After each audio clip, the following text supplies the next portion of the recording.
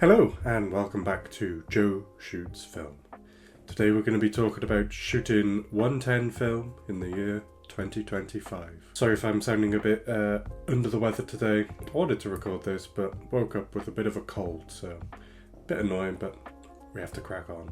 So, you're probably here. Maybe you found a 110 camera in an attic or in a charity shop and you're wondering to yourself, what do I do? I'll tell you. So, what is 110? 110 cameras use 110 film cartridges, a 13mm by 17mm film format housed in a small plastic container that you can easily bring around, load and unload. They usually range between 12 and 24 frames. The film is tiny in comparison to some normal 35mm and obviously minuscule compared to medium format. They were sometimes considered toy cameras by original people using them, but in recent years, with the new surge of analog photography, have made a comeback with companies like Lomography even releasing their own version. They were originally made by the hundreds of thousands with just another company's logo stuck on it, so they're not really that unique compared to each other when you find old ones. The one I have, which I'll explain where I got it from later, has no details about its specs, but the average is about an f11 aperture, a plastic, normal and tele lens. Some featured preset distance focusing mechanisms, mine didn't, and most didn't to be honest. A lot had a built-in flash, which mine does, but it didn't work of course. The new Lomo one has an aperture between f2.8 and f5.6, with a 23mm focal length, and of course that flash built in too. So, as I was saying about normal 35mm film compared to this 110 film, this is the 110 film right by here, compared to, I've got some ruined 35mm, 110 film. As you can see, the size difference is crazy, and the frames inside the actual things are very, very small in comparison. So where can you get them from? I live in the UK, so I get them from Analogue Wonderland. They got a few different brands and companies who are selling it. You got black and white, colour, whatever you want. The big names don't really sell it anymore, so look around on eBay and places like that, charity shops. I found one in a charity shop the other day, but she couldn't get out the cage thing, so we had to leave that, sadly.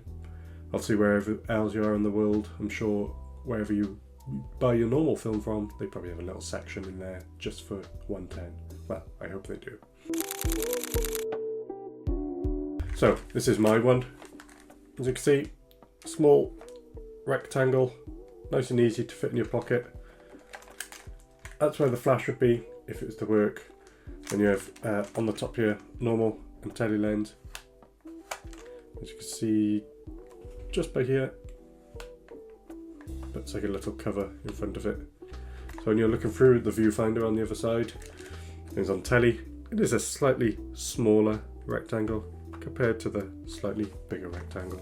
I've had to tape up a load of it because it sort of cracked into a million pieces, so I thought I'll put some tape over it just in case there's any light getting in. Not that I don't think it really matters actually with the 110 cartridges, because they got their own little housing unit. Little strap, obviously, put it around your hand, fits nice and easy in your pocket. This one, the film progression is right by here. You just push it in and it pops in, and you press the blue button and that takes your photo. However, when I did use mine, I had to push it in and then a second time and then take it for some reason. I don't know why. I should also mention loading the camera. So like I said, it's like a rectangle, opposite side to the flash. On this one, this bit just slides out. Bit tough. Like that, there we go. So you have this big opening by here, and the film, I'll put a picture on the screen now. It's like a capital B shaped, and it just slots in like that. Close them up. You have your little thing by here where you can see what number film you're on. You just keep on bringing it through until you see by there it says frame number 1. Nice and simple. So I didn't actually buy this one.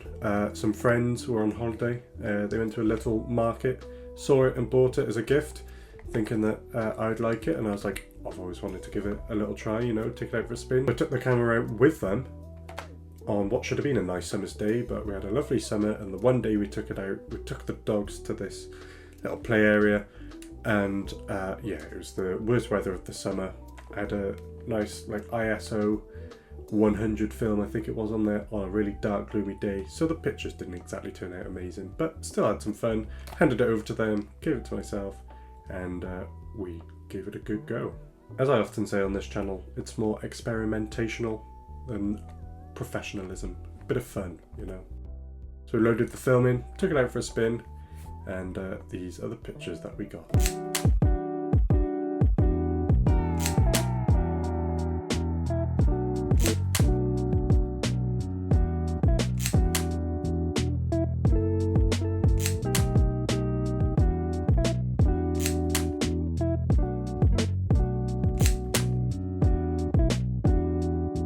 One thing you should look out for is your finger, of course.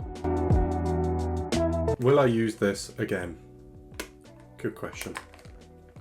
Maybe not this specific one. I found lots on Facebook Marketplace and other places on the internet. They're only going for a few quid these days, so I might buy a new one with the flash that works, so I can maybe take it out one evening or something. Like I said, it's a bit of fun. It looks fun. The frames, when they're like that and tiny, they're kind of cool. Nice and easy to carry around.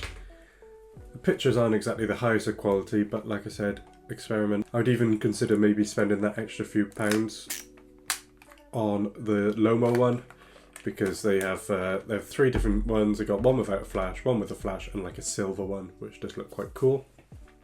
So maybe I'll give that a go one day. So, thank you very much for tuning in to another video. If you need any help or any questions about 110 film photography, just pop them away in the comments and let me know.